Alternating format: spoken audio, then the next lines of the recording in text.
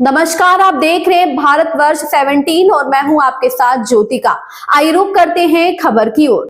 Professor Pankaj माला शर्मा वैदिक संगीत एवं शास्त्रीय संगीत की माहिर टीएफटी प्रोग्राम में टैगोर थिएटर सेक्टर 18 चंडीगढ़ पहुंची। सारंगी वादन एवं सितार वादन और वायलिन वादन कलाकारों को किया सम्मानित। वरिष्ठ संवाददाता सुनील कुमार पांडे की रिपोर्ट। नमस्कार, मैं सुनील पांडे, आप देख रहे हैं भारतवर्ष 17। जैसा कि शास्त्रीय संगीत और वैदिक संगीत के माहिर पंकज माला शर्मा जी हमारे साथ उपस्थित हैं।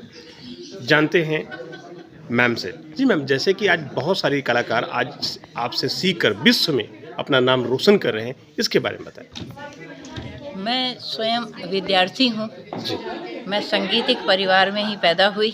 जी मेरे पिताजी बहुत सुरीले गायक थे, जी कवि भी थे जी और पंजाब में वो बहुत नामी कवि थे, आकाशवाणी के कलाकार थे। उनकी वीरस की कविताएं बहुत प्रसिद्ध हुई।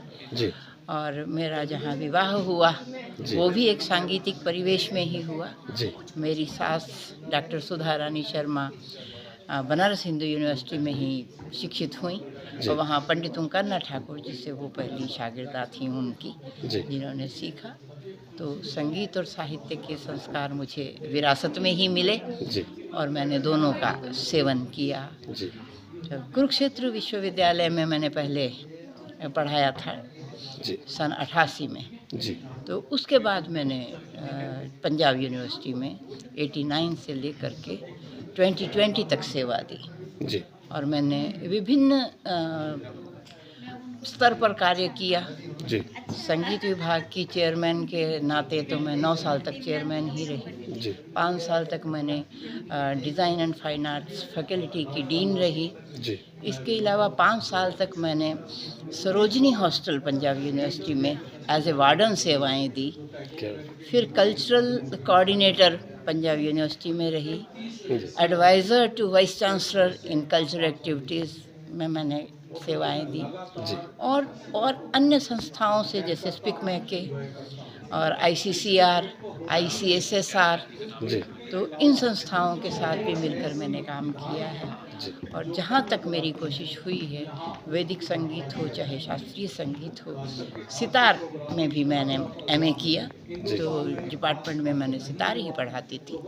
और वैदिक संगीत में भी मैंने वेद में भी MA किया और देश विदेश में, चाहे वो टेक्सास यूनिवर्सिटी हो, चाहे वो वेस्टर्न यूनिवर्सिटी ऑस्ट्रेलिया हो, क्योटो यूनिवर्सिटी क्योटो, तो सब जगह मैंने सामगान पे आपको लोग गुरु माँ कहते हैं। जानते हैं कि वैदिक संगीत में और शास्त्रीय संगीत में फ़र्क क्या होता है? वैदिक संगीत और शास्त्रीय संगीत में कोई फ़र्क नहीं है। वेद जो है सब विद्याओं का जहाँ मूल है, वहाँ संगीत का भी मूल है।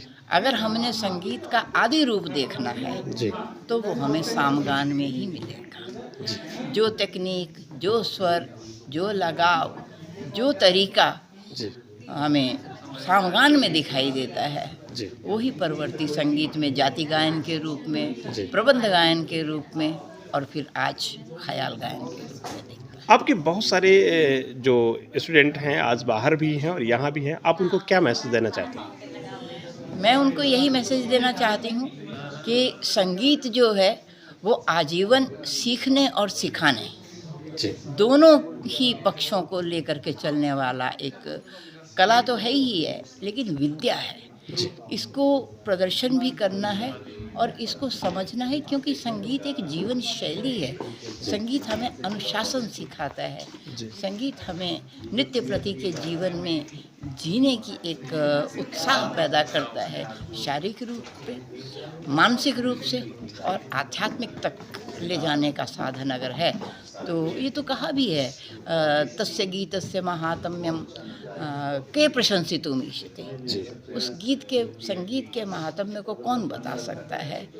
तो धर्मार्थ काम मोक्षानाम इदम एवैक साधनम। चाहे धर्म हो, चाहे अर्थ हो, चाहे काम हो, चाहे मोक्ष हो, चतुर्वर्ग फल प्राप्ति का साधन अगर कोई है एक, तो वो संगीत ही है। भी विद्यार्थी मेरे जहाँ भी हैं वो संगीत की सेवा करते रहें, जीविका भी कमाएं, प्रदर्शन भी करें, ज्ञान बांटें, सबसे बड़ी बात ये है, और मानवता का संदेश, प्रेम का संदेश संगीत के माध्यम से सर्वत्र दे, ताकि ये जो हमारी वसुधैव कुटुंबकम की हमारी संस्कृति है वो फिर से वैसी ही होनी चाहिए जैसे कि वैदिक युग में हुआ करती थी। इस खबर में बस इतना ही। बने रहिए भारतवर्ष 17 के साथ। लेटेस्ट अपडेट पाने के लिए हमारे चैनल भारतवर्ष 17 को सब्सक्राइब करें, शेयर करें और बेल आइकन दबाना बिल्कुल ना भूलें।